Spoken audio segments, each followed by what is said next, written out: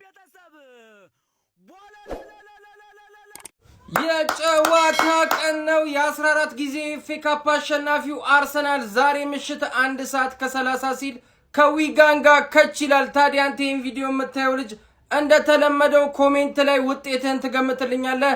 እኔ 4-0 ወይ 5-0 ብያለሁ። ያንተን ኮሜንት ላይ ጠብቃለሁ።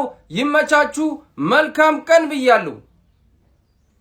ዛሬ እኮ ቫላንታይን ዴይ ነው። ፍቅረኛን የት ነው ራት ምትጋብዛት ምትሉኝ ሰዎች ነው እስኪ ጠጋበሉ።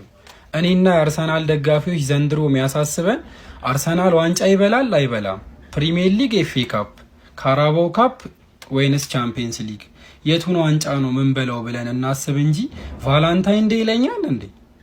አስወጡት። የዛሬውን ጨዋታ ቀለል ብሎ ነው የምናሸንፈው። ቋጣሪም የለም። የፍቅረኛሞች ቀን ስለሆነ የዩናይትድ ደጋፊዎች ካፕል መሆናቸው ታውቋል። ስለዚህ ቋጣሪ የለብንም። ፈታ ብለን እናሸንፋለን። ይመቻችሁ። ኦኬ ገነርስ ይላል ዛሬ ውጋት የሆነው ዊጋን ለሻሼ ውጋት የሆነው ዊጋን ምን ገርፍበት ቀን ነው። ወቅትን የምናባረርበት የኤፍኤ ካፕ ጨዋታ ነው። ምንም አይነት ዋንጫ አንንቅም። ከውድ ዋጋ ነው ዛሬ ጎል ሪአክሽን የምንሰራው። we gonna win it this time ኤፍኤ ካፕ ሆነ ካርሊካ ምንም ዋንጫ አንበርም። ወደሚቀጥለው ዙር እንሄዳለን። ከስር በማስቀምጥላችሁ አካውንት እሷ ፎሎ አድርጓት። ወሳኝ የአርሰናል ደጋፊ ናት። የኔና የአርሰናል ደጋፊ ነች። let's go ገረር we gonna win it let's go ገረርስ። አርሰናል ከዊጋን የ14 ጊዜ የእንግሊዝ ኤፍኤ ዋንጫ ሻምፒዮኑ አርሰናል በአራተኛ ዙር የኤፍኤ ዋንጫ ከዊጋን አትሌቲክ ጋር ዛሬ ይጫወታል። ሁለቱ ቡድኖች ከ12 ዓመታት በኋላ ለመጀመሪያ ጊዜ የሚገናኙበት ጨዋታ ምሽት 1 ሰዓት ከ30 ላይ በኤምሬትስ ስታዲየም ይካሄዳል። አርሰናል ከ2019 የውድድር ዓመት በኋላ ለመጀመሪያ ጊዜ በኤፍኤ ዋንጫ አምስተኛ ዙርን ለመቀላቀል በእንግሊዝ ሶስተኛ ሊግ እርከን ከሚገኘው ዊጋን አትሌቲክ ጋር ይጫወታል። የሰሜን ለንደኑ ክለብ በሜዳው ከዊጋን ባደረጋቸው ያለፉት 11 ጨዋታዎች 10ሩን አሸንፈዋል። አሰልጣኝ ሚኬል አርቴታ ከጨዋታው በፊት በሰጠው አስተያየት በሜዳችን ወደ አሸናፊነት ለመመለስ የምናደርገው ጥሩ አጋጣሚ ነው ብሏል። ፕሪሚየር ሊጉን በ4 ነጥብ ልዩነት እየመሩ የሚገኙት መድፈኞቹ ለሁሉም ዋንጫዎች እየተፎካከሩ ሲሆን አሰልጣኝ ሚኬል አርቴታ በዛሬው ጨዋታ የተወሰኑ ለውጦችን እንደሚያደርግ ይጠበቃል። ከብሬንትፎርድ በነበረው ጨዋታ በህመም ያልተሰለፈው ዊሊያም ሳሊባ በዛሬው ጨዋታ በቋሚነት ሊጀምር ይችላል ተብሏል። ማርቲን ኦዴጋርድ እና ቡካዮ ሳካ ሙሉ ለሙሉ ከጉዳታቸው ተመልሰዋል። ስክሮል አርገዝ ይደርሳል አይደለ? የአርሰናል ደጋፊ ኮንክ እንዳታሳልፈው። የአርሰናል ደጋፊዎች ኮፒ ሊንክ ሪፖስት ማድረግ እንዳይረሳ። እንዲሁም የፕላስ ምልክቱን እየነካችሁ ቪዲዮን ላይክ በማድረግ ጀምሩት። ምክንያቱም የምርቃት ቪዲዮ ነው። ዛሬ ክለባችን በኤፍኤ ካፕ በሜዳው ዊጋንን ያስተናግዳል አይደል? ስለዚህ በአግባቡ ልመርቃችሁ ነው። ኮፒ ሊንክ በደንብ ይረገጥ። ክለባችን ዛሬ ብዙ ጎል የሚያስቆጥርበት 4-5 ግማሽ ደርዘን ጎል ምናምን የምናገኝበት በክሊንሺት የምንወጣበት ያው አይ ቲንክ ይገባል ተብሎ የሚጠበቀው በቤንች ነው። ስለዚህ ቤንች ተጫዋቾቻችን ስፔሻሊ ኤቨሬቺ ኤዜ እየተሰደበ እየተቸ የሚገኝ ተጫዋቻችን ነው። አቅሙን በደንብ የሚያሳይበት ክርስቲያን ኖርጋርድ ጎል የሚያስቆጥርበት አጥቂ ደግሞ ጋብሪኤል ሄሱስ ጎል የሚያገኝበት አሳምነን የምናሸንፍበት ኤምሬትስ የነበረውን ድባብ የሚያገኝበት ጨዋታ ያርግልን ማለት ነው። ሁላችሁም ኮፒ ሊንክ ሪፖስት እያደረጋችሁ ለሰፊው አርሰናል ደጋፊ እንዲደርስ አድርጉት ማለት ነው። ይመቻችሁ። ከጨዋታው በኋላ እንገናኝ። ዛሬ በዕለተ እሑድ አርሰናል ከዊጋን አትሌቲክ በኤምሬትስ በኤፍኤ ካፕ ይጫወታሉ። ታዲያ ኤምሬትስ ጨዋታ ወሳኝ ጨዋታ ነው። የዛሬው ለአራተኛው ዋንጫ ግስጋሴ ለአርሰናል ምርጥ ጨዋታ ነው ብዬ አስባለሁ። ምክንያቱም ዊጋንን ማሰናበት የሱ ልምድ ነው። ገነርሶች ቪዲዮ እያጠፋብኝ ነው። ቲክቶክ ኮፒ ሊንክ አድርጎልኝ ፕሊዝ፣ ኮፒ ሊንክ አድርጉት። ይሄን ቪዲዮ ጨዋታው 1 ሰዓት ተኩል ነው እስኪጀምር ድረስ ኮፒ ሊንክ አድርጉት። ይሄን ቪዲዮ በደንብ ኮፒ ሊንክ አድርጉት። መልካም እድል ገነርሶች፣ ይመቻችሁ። አርሰናል በታችኛው ዲቪዥን የሚገኘውን ዊጋንን የሚገጥሙበት ጨዋታ ይጠበቃል። ከብሬንትፎርድ ያቻ ውጤት በኋላ ምን አይነት ምላሽ ይሰጣሉ ወርፈኞቹ የሚለው ጉጉት የሚጠበቅ ነው የሚሆነው። ለአራት ዋንጫ ፉክክር ልክ እንደ ሲቲ ሁሉ እየቀጠሉ ይገኛሉ። ሲቲ እና አርሰናል አሁንም ለአራት ዋንጫ ነው የሚወዳደሩት ሁለቱም ቡድኖች።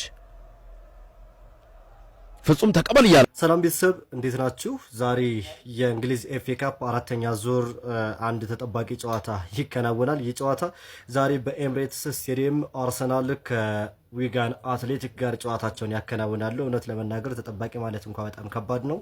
የፕሪሚየር ሊግ እና የሊግ አንድ ክለብ የሚያደርጉት ጨዋታ ነው።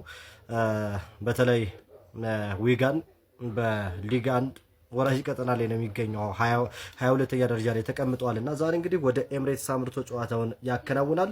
ሁለቱ ቡድኖች ከ12 ዓመት በኋላ ነው ጨዋታቸውን የሚያከናውኑት። ከ12 ዓመት በፊት የዛሬ 12 ዓመት ገደማ ማለት ነው 2004 ላይ ያን ሚኬል አርቴታ የአርሰናል ተጫዋች ሆኖ በዌምብሌ ስቴዲየም ላይ የግማሽ ፍጻሜ የኤፍኤ ካፕ ጨዋታ 1-1 ተጠናቆ በመለያ ምት አርሰናል 4-2 ሲያሸንፍ የመለያ ምት መተው ግብ ካስቆጠሩ ተጫዋቾች መካከል ያሁኑ የአርሰናል አሰልጣኝ ሚካኤል አርቴታ አንደኛው ነውና ከ12 ዓመት በኋላ ሁለቱ ቡድኖች እንግዲህ እርስ በርስ ዛሬ ለመጀመሪያ ጊዜ ይገናኛሉ።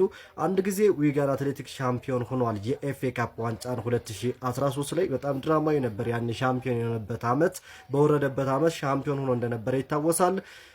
አርሰናል 14 ጊዜ የኤፍኤ ካፕ ዋንጫን ሻምፒዮን በመሆን ቀዳሚው ክለብ ነው። እንግዲህ ዛሬ ሁለቱ ቡድኖች 1 ሰዓት ከ30 ሲሆን ጨዋታቸውን ያከናውናሉ።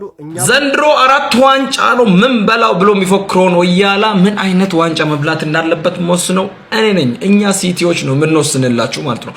ለማንኛውም አንቺ ባለሽበት 4ቱም ውድድር ላይ እኛ አለ እና በኤፍኤ ካፕ ትላንትኛ አልፈናል። ዛሬ ይጫወታል አርሰናል። እኔ አላባከንም ለዚህ ቋጠሮ ከተሸነፍ ትረገጫለሽ አክቹአሊ አሁን እንደውም ብዙ ቋጠሮ ላይ ያስፈልግ ይችላል ካሁን በኋላ አርሰናል እየደነገጠ ስለሆነ ራሱ ማለት ነው።